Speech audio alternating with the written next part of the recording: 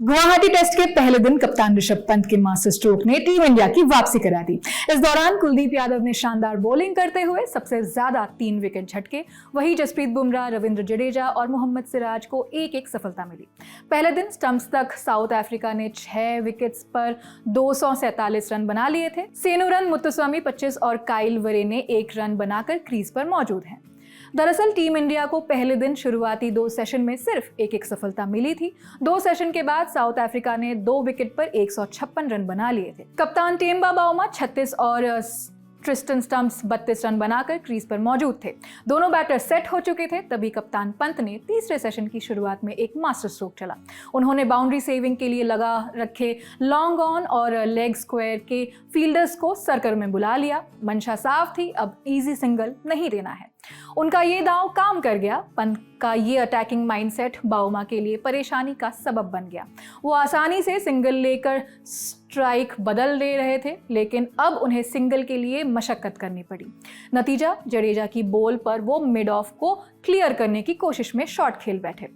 Ball सही से time नहीं हुई और मिड ऑफ पर खड़े यशस्वी जायसवाल ने आगे की ओर डाइव लगाकर शानदार लो कैच पकड़ लिया। बाउमा 41 रन बनाकर आउट हो गए। ये तो सिर्फ शुरुआत थी। बाउमा की तरह सेट हो चुके स्टब्स भी जल्द से जल्द 50 पूरा करने की ताक में थे, लेकिन सिंगल मिल नहीं रहे थे। उन्होंने कुछ हवाई शॉट खेलकर 1 चौका और 1 छक्का भी लगा लिया, लेकिन इसी बीच कुलदीप की बाहर जाती गेंद को वो मिस जज कर बैठे। गेंद उनके बल्ले का किनारा लेकर स्लिप में खड़े केएल राहुल के हाथों में चली गई। तब स्टब्स 49 रन पर बैटिंग कर रहे थे, वो भी अपना 50 पूरा नहीं कर सके। उसके बाद आए वियान मुल्डर भी बाउमा वाली गलती कर बैठे। वो भी मिड ऑफ के ऊपर से मारने की कोशिश में सीधा जायसवाल के हाथों में मार बैठे। कुलदीप की गुगली को वो नहीं पढ़ सके। वहीं दिन का खेल खत्म होने से पहले टीम इंडिया ने 80 ओवर के बाद नई बॉल ले ली। बुमराह 81वां ओवर डाल रहे थे। उन्होंने शुरुआती 2 गेंद फेंकने के बाद पंत से नई बॉल लेने की डिमांड कर दी। कप्तान पंत ने भी देरी नहीं की। उस ओवर में तो बुमराह को 4 बॉल्स पर सफलता नहीं मिली, लेकिन अगले ही ओवर में सिराज ने दूसरी गेंद पर टोनी डी जॉर्जी को फंसा लिया। जॉर्जी आगे की बॉल को ड्राइव खेलने की कोशिश में चकमा खा गए।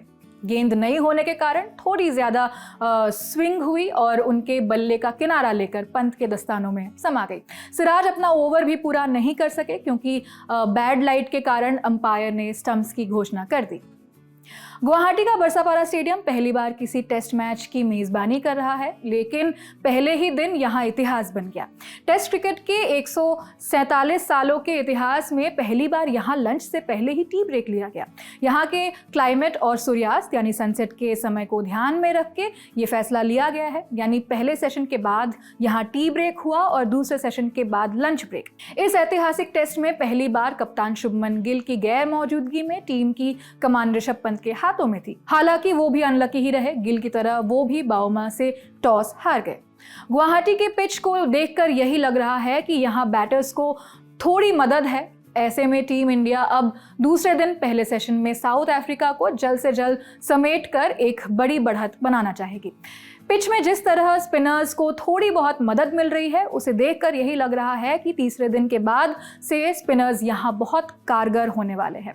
ऐसे में टीम इंडिया के पास पहली इनिंग में ही लीड हासिल करने का बढ़िया मौका है। कोलकाता टेस्ट में पहली हार के साथ 2 मैचों की सीरीज में भारत 1-0 से पिछड़ रहा है। अब वो ये मुकाबला किसी भी हालत में जीतकर कम से कम सीरीज को ड्रॉ करना चाहेगा। ये तमाम जानकारी जुटाई है सुकांत सौरभ ने। कैमरे के पीछे है दानिश, मैं हूं आकांक्षा गोगोई। आप देखते रहिए ललन टॉक स्पोर्ट्स। शुक्रिया।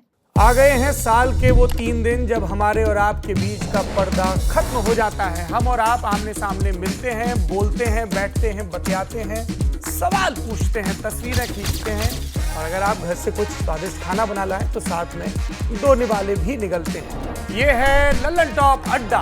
ललन टॉप का सालाना जलसा 21, 22 और 23 नवंबर को दिल्ली के मेजर ध्यानचंद नेशनल स्टेडियम में। फटाक से करिए बुकिंग और फिर करते हैं मुलाकात।